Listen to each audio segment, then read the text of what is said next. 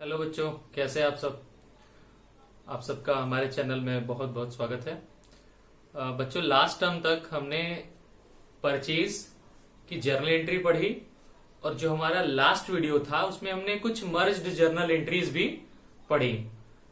आज हम परचेज के अगेंस्ट जो चीज होती है जिसे हम सेल्स कहते हैं उसकी जर्नल एंट्री रिकॉर्ड करना सीखेंगे। ठीक है बच्चों, देखिए परचेज और सेल्स दोनों चीजें एक ही टाइम पे होती हैं, बस फर्क होता है साइड्स का। एक तरफ से आप जाके सामान खरीदते हैं शॉपकीपर के शॉप से, आप परचेज करते हैं।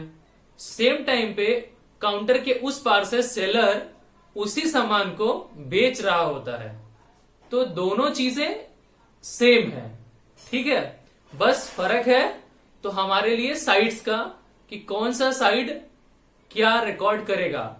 अगर ए खरीद रहा है तो वो परचेज रिकॉर्ड करेगा और बी बेच रहा है तो वो सेल्स रिकॉर्ड करेगा। ठीक है बच्चों, तो आज का हमारा टॉपिक होगा सेल्स का जर्नल एंट्री या रिकॉर्डिंग ऑफ सेल्स। ठीक है, चलिए तो सेल्स, सबसे पहले बच्चों हमें यह देखने की बात है कि सेल्स कितने टाइप के होते हैं। देखिए, जैसा कि मैंने आपको पहले ही बता दिया कि परचेज हमारा दो टाइप का होता है और साथ ही साथ हमने ये भी बता दिया कि दो चीजें एक ही टाइम पे एक ही साथ होती हैं, सिर्फ हमें फर्क होता है तो साइड्स का। तो अगर परचेज के हमारे दो टाइप होते थे, कैश परचेज और क्रेडिट परचेज, तो ऑटोमेटिकली हमें यह पता चल जाएगा कि हमारे सेल्स के भी दो ही टाइप होंगे। कौन कौन से?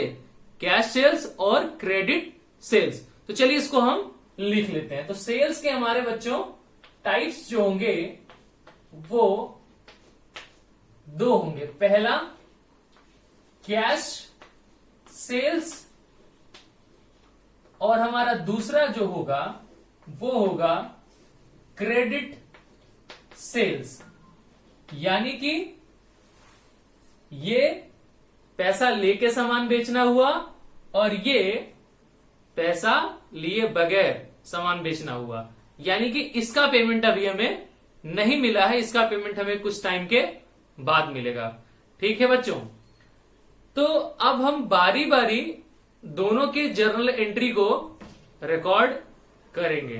तो हम एक छोटा सा एग्जांपल पहले लेंगे कैश सेल्स का। ठीक है, चलिए हम कैश सेल्स को लेके थोड़ा आगे बढ़ते हैं। हम एक छोटा सा क्वेश्चन लेंगे कैश सेल्स का, उसको जरा हम देखते हैं। कैश सेल्स, अब कैश सेल्स का जो हम क्वेश्चन ले रहे हैं, suppose A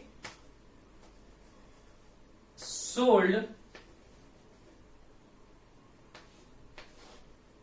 a book of ₹1000। ठीक है, मिस्टर ए ने यहां पे एक बुक को बेचा है जिसकी कॉस्ट या प्राइस 1000 था। ठीक है, अब हमें इसी को रिकॉर्ड करना है। ठीक है, जरा सा जर्नल एंट्री करने से पहले हम अपने गोल्डन रूल्स ऑफ अकाउंटेंसी की तरफ जाएंगे, जहां पे कि हमें 3 अकाउंट्स बताए गए हैं। कौन कौन से? पर्सनल अकाउंट, रियल अकाउंट और नॉमिनल अकाउंट। मैंने बताया था आपको कि परचेज जो है वो रियल अकाउंट से बिलोंग करता है। साथ ही साथ मैंने यह भी बताया कि सेल्स और परचेज दोनों एक ही टाइम पे होने वाली हैपनिंग्स हैं। ठीक है, तो बच्चों ये तो ऑटोमेटिकली या खुद से समझने वाली बात हो गई कि सेल्स भी रियल अकाउंट के रूल को फॉलो करेगा। ठीक है, तो रियल अकाउंट का रूल क्या था वो जरा सा आप ध्यान से रिकॉल करेंगे। तो रियल अकाउंट का रूल क्या कहता था? Debit what comes in and credit what goes out. Debit what comes in and credit what goes out. अब आप देखिए, ये तो रही एक रियल अकाउंट की बात। बहुत सारे बच्चे जो इस वीडियो से ही देखना स्टार्ट किए होंगे, उन्हें रिकॉर्डिंग करने में प्रॉब्लम आएगी। तो उनके लिए मेरा सजेशन है कि प्लेलिस्ट में पीछे जाके वीडियो नंबर 1 से देखना शुरू करें, तब जाके फिर यहां पे जब आएंगे सारे वीडियोस को देखते हुए, अभी आपकी बहुत सारी वीडियोस पीछे नहीं हुई हैं, सिर्फ 4 या 5 वीडियोस हुए हैं, आप उसको देख के आएंगे, तब आगे से कॉन्सेप्ट्स आपको बेटर क्लियर हो पाएंगे। ठीक है, तो वहां से आप एक बार गोल्डन रूल्स में जितने भी हमारे अकाउंटेंसी हैं, अकाउंट्स हैं, उसके जो रूल्स हैं, रिकॉर्डिंग ऑफ द ट्रांजैक्शन जो जर्नल एंट्री में रिकॉर्डिंग होती है, उन्हीं रूल्स से होती है। तो पहले एक बार आप, मैं सजेस्ट करूंगा कि उसको ढंग से फिर से देख लें, आपको परेशान होने की जरूरत नहीं है। फिलहाल रियल अकाउंट की तरफ हम बढ़ते हैं। रियल अकाउंट हमारा कहता है debit what comes in and credit what goes out. तो अब सेल्स जो है हमारा, ये रियल अकाउंट की चीज है। ठीक है, अब देखने वाली बात क्या है कि रिकॉर्डिंग कैसे होती है, चलिए देखते हैं। यहां पे सेलर है ए, तो हम in the books of A journal entry record करेंगे, journal entries in the books of A. तो ये जो मैं रिकॉर्डिंग करने जाऊंगा वो ए की बुक्स में होगा। ठीक है बच्चों, चलिए देखते हैं। अब जैसा कि मैंने बताया है कि बेसिक रूल होता है कि पहले हम डेबिट करते हैं, फिर हम क्रेडिट करते हैं। ठीक है, ये भी मैंने आपको बता दिया है कि ये कैश सेल्स है। ठीक है बच्चों, यानी कि कैश मिला है और हमने सामान बेचा है, हमने या ए ने। ठीक है, अब पहले डेबिट करना है, तो डेबिट के लिए रूल क्या कह रहा है, डेबिट व्हाट कम्स इन, जो आएगा उसे हमें डेबिट करना है, जो जाएगा उसे क्रेडिट करना है। तो ए अगर कोई सामान बेच रहा है, जैसे कि यहां पे वो बुक बेच रहा है, तो उसके पास सामान आएगा या जाएगा। अगर आएगा तो क्या आएगा और जाएगा तो क्या जाएगा, इन दोनों चीज को सोच के ही हम कर पाएंगे। तो सबसे पहले बुक बेच रहा है तो बुक तो जाने वाली चीज श्योर हो गई, जो कि यहां पे लिखा है। लेकिन हमें यहां पे ऐसा कुछ नहीं लिखा है कि मिला क्या, हमें सिर्फ ये लिखता है कि 1000 में बुक बेच दिया।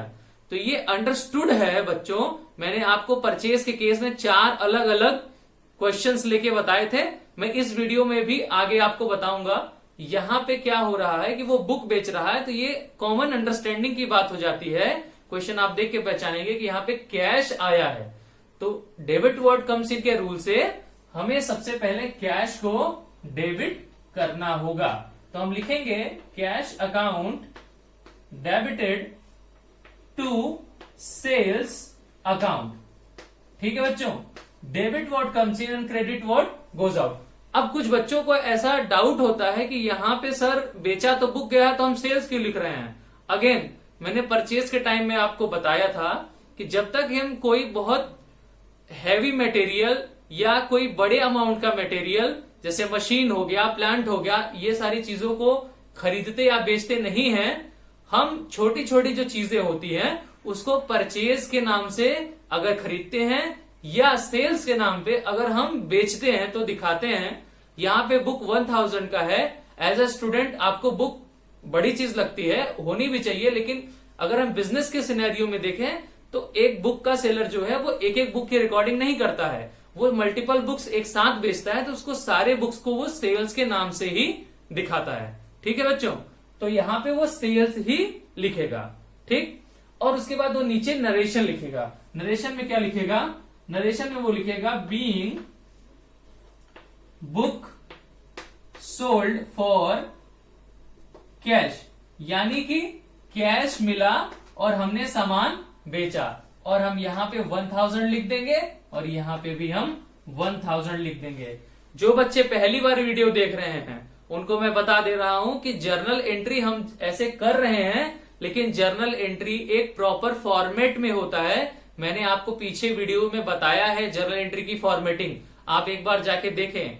आप जब एग्जाम्स में या क्लास वर्क के जो क्वेश्चंस होंगे उनको करेंगे तो आपको हमेशा फॉर्मेट बना के ही करना है।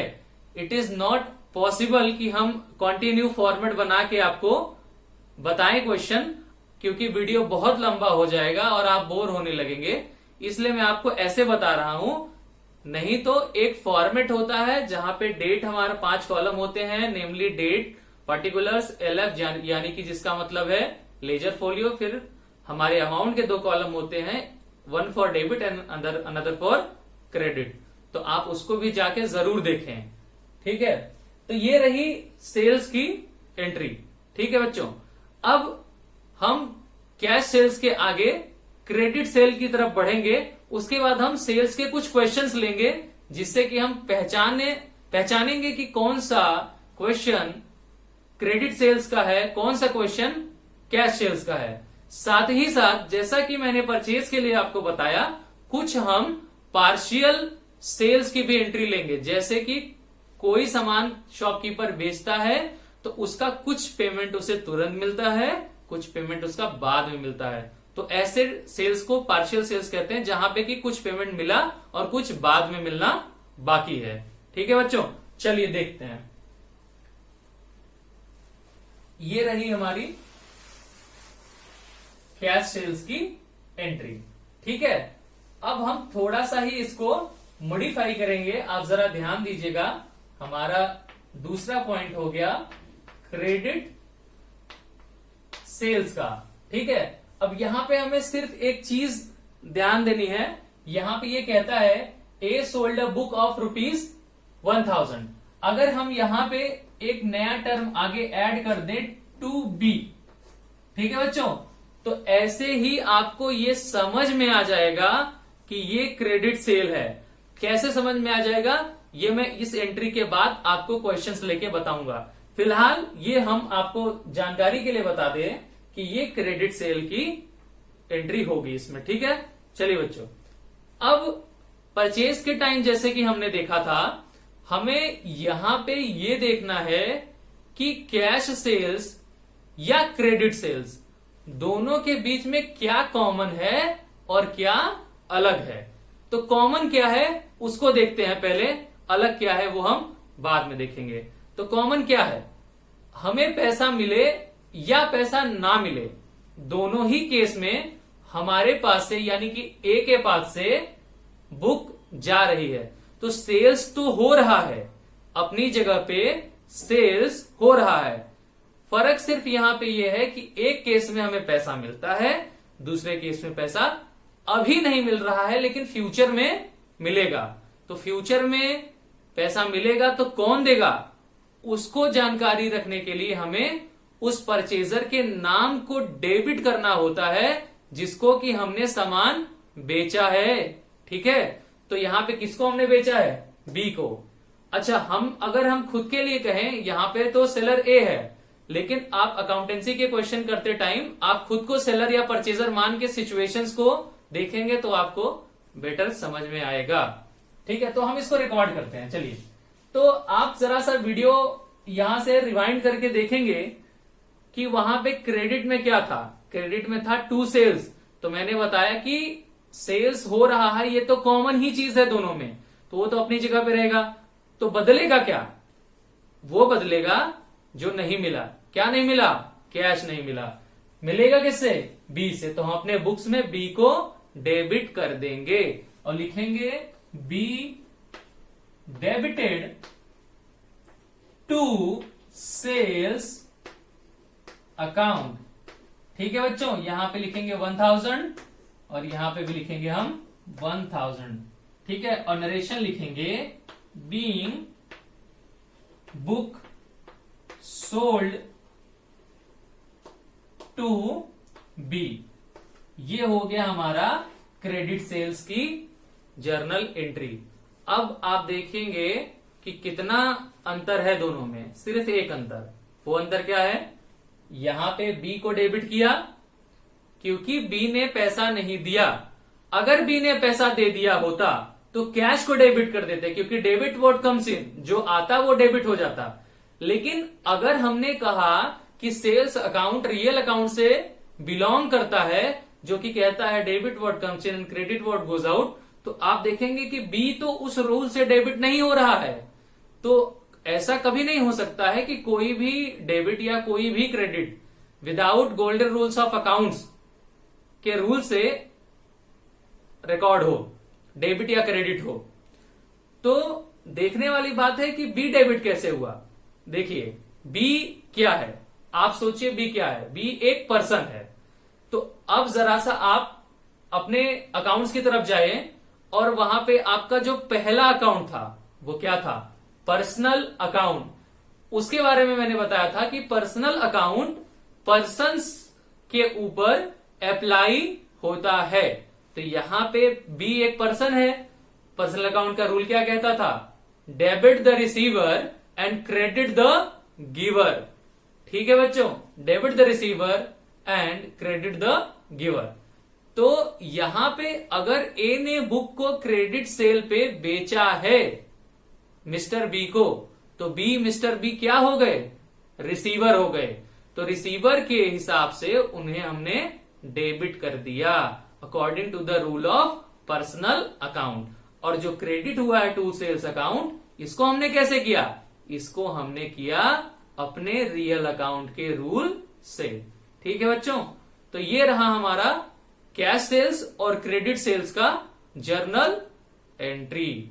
ठीक है, अब हम कुछ क्वेश्चंस लेते हैं ताकि आप क्वेश्चंस पढ़ के आइडेंटिफाई कर पाए कि कब हमें पता चलना है कि ये कैश सेल्स है, कब पता चलना है कि ये क्रेडिट सेल्स है। ठीक है बच्चों, तो चलिए आगे बढ़ते हैं।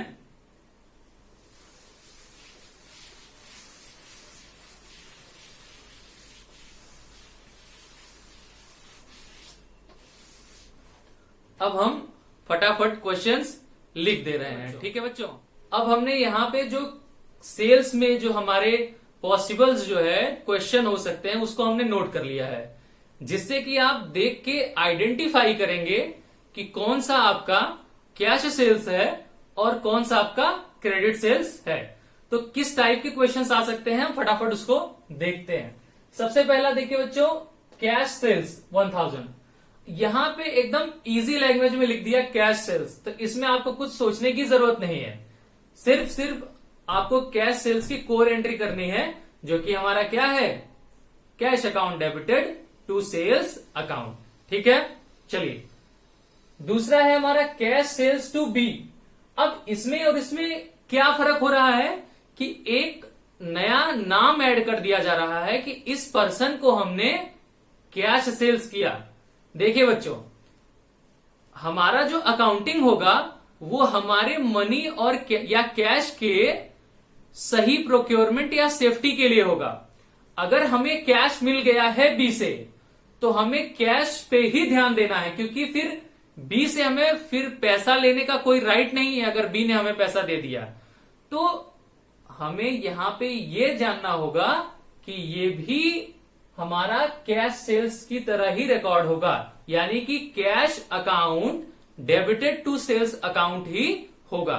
तो ये और ये दोनों कैश सेल्स की ही रिकॉर्डिंग है। ठीक है बच्चों, अब हम बढ़ते हैं अपने तीसरे क्वेश्चन की तरफ। तीसरा क्वेश्चन क्या कहता है, mister A sold books to mister B for cash ₹1000।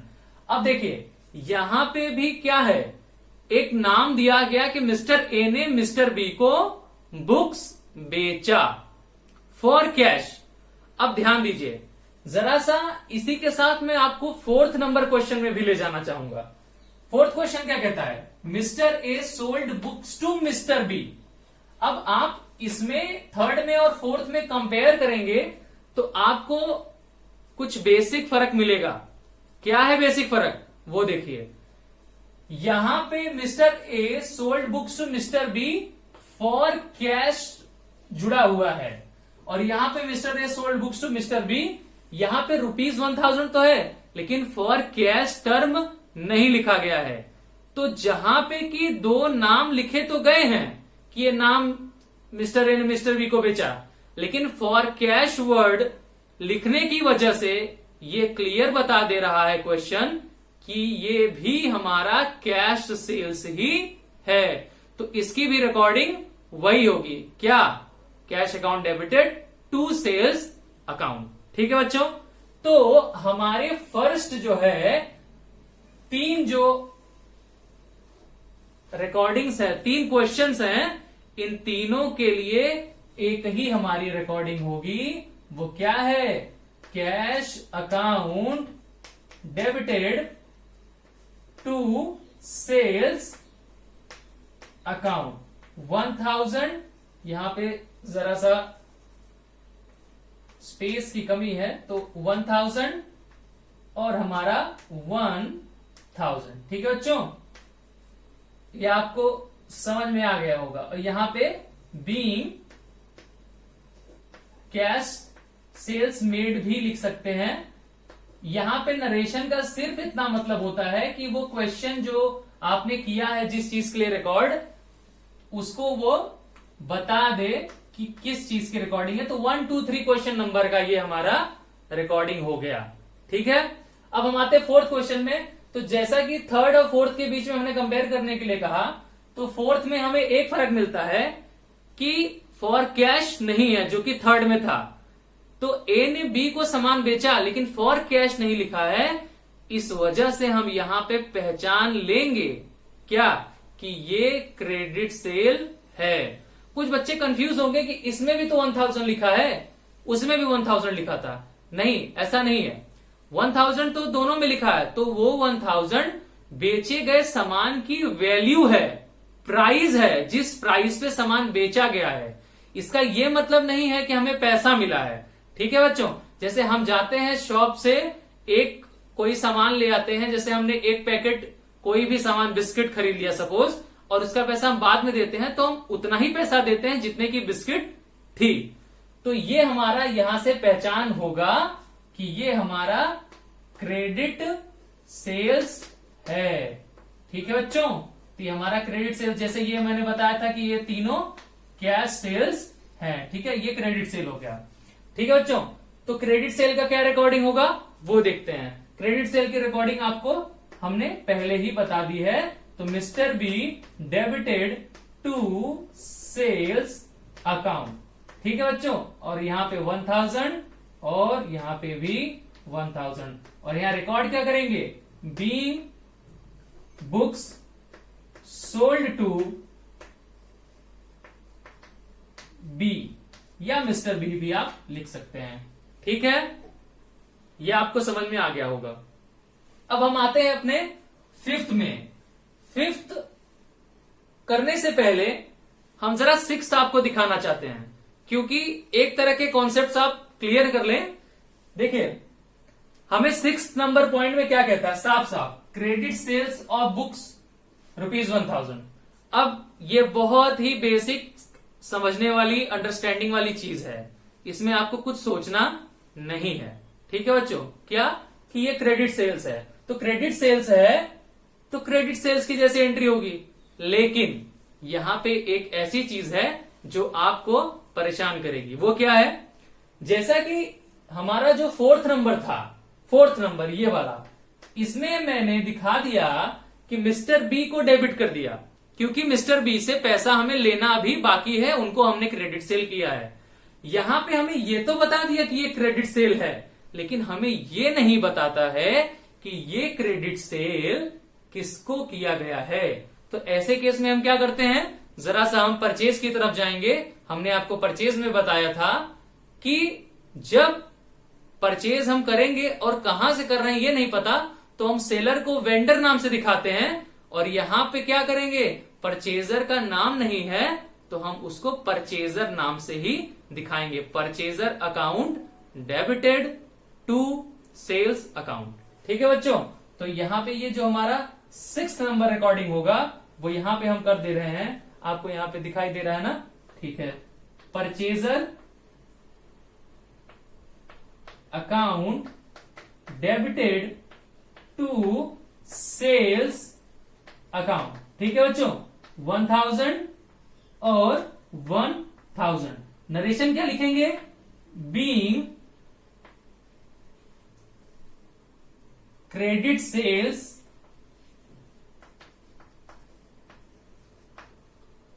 Made. ये थोड़ा कॉर्नर में होने की वजह से आपको हैंडराइटिंग की थोड़ी प्रॉब्लम हुई होगी, आई होप आप समझ जाएंगे। अब हम जो हमारा जो मेन पॉइंट है फिफ्थ, जिसके बारे में मैंने बात किया था पार्शियल के बारे में, उसको जरा देखते हैं। फिफ्थ क्वेश्चन क्या कहता है, जरा ध्यान से हम पढ़ेंगे। फिफ्थ क्वेश्चन कहता है mister A sold books to mister B at 50% cash and remaining for credit ₹1000। कहता क्या है कि मिस्टर ए ने मिस्टर बी को 1000 रुपीज की बुक बेची at 50% cash remaining on credit, यानी कि यहां पे वो आधा पैसा, 50% मतलब हाफ अमाउंट, आधा पैसा तो वो ले रहे हैं, आधा पैसा वो बाद में लेंगे।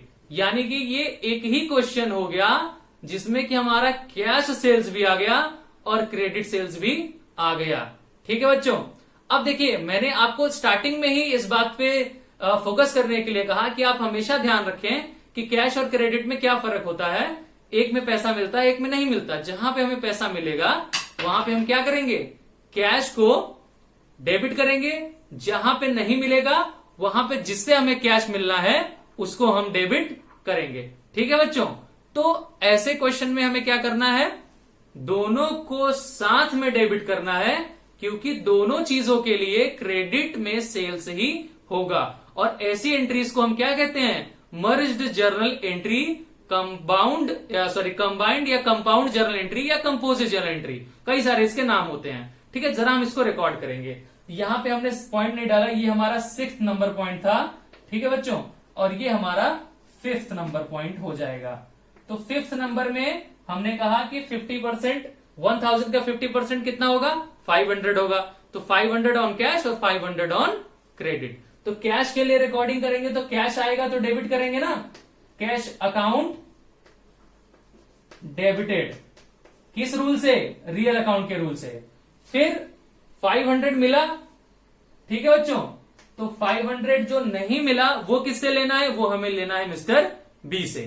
तो मिस्टर बी को according to the personal account rule उनको भी हम डेबिट कर देंगे। तो मिस्टर बी डेबिटेड 500, क्योंकि रिमेनिंग पैसा कितना है 500, और इनको जो हमने बुक बेची है उसकी प्राइस कितनी थी 1000। तो सेल्स जो हुआ है वो 1000 का हुआ है। तो to sales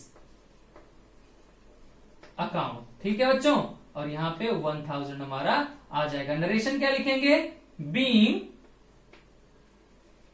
book sold for cash and credit. ठीक है, being book sold for cash and credit, book बेचा जिसका थोड़ा पैसा अभी लिया, थोड़ा हम बाद में लेंगे, उतना ही पैसा हमें रिस्पेक्टिव अकाउंट के सामने दिखा देना है। मान लीजिए ये 50% के बजाय कोई अमाउंट दे देता, जैसे कह देता कि 1000 का 300 अभी दिया, 700 बाद में देंगे। तो 300 हमें कैश में दिखाना था, 700 हमें फिर बी में दिखाना था। ठीक है, ये क्वेश्चन के अकॉर्डिंग आप देख लेंगे। तो ठीक है बच्चों, आई होप आप सभी को समझ में आया होगा। आज के लिए इतना ही। आपके जो भी प्रॉब्लम्स हो आप कमेंट करके जरूर पूछें। ठीक है, और बुक्स के क्वेश्चन लगाने की कोशिश करें। मैंने इसीलिए आपको हर टाइप के क्वेश्चंस बताए हैं कि आपको कहीं प्रॉब्लम ना हो। ठीक है, चलिए आज के लिए इतना ही, फिर अगले वीडियो में मिलते हैं। नेक्स्ट वीडियो हमारी होगी डिस्काउंट के ऊपर। ठीक है, तो इन सारे क्वेश्चंस को करके रखें ताकि डिस्काउंट हम अच्छे से समझ पाए, क्योंकि एक बार परचेज और सेल्स की रिकॉर्डिंग हमें प्रॉपरली आती रहेगी, जहां पे कि हम पहचान कर पाएंगे कि ये कैश सेल्स है या क्रेडिट सेल्स है, तो हम डिस्काउंट को ज्यादा बेटर समझ पाएंगे। परचेज की एंट्रीज देखने के लिए आप प्लेलिस्ट में पीछे जा सकते हैं, मैं लिंक डिस्क्रिप्शन में भी दे दूंगा। ठीक है, और जिन बच्चों को जर्नल एंट्री रिकॉर्डिंग में ही प्रॉब्लम हो रही है उनके लिए भी मैं लिंक दे दूंगा, वो जाके उसमें अपना वीडियो देख सकते हैं। ठीक है, वीडियो अच्छा लगा है तो लाइक करें, चैनल को सब्सक्राइब करें और ज्यादा से ज्यादा शेयर करें। ठीक है बच्चों, और कॉमर्स बहुत आसान है, मेहनत करते रहेंगे तो जरूर आ जाएगा। ठीक है, चलिए फिर ऑल द बेस्ट, मिलते हैं अगले वीडियो में। Thank you.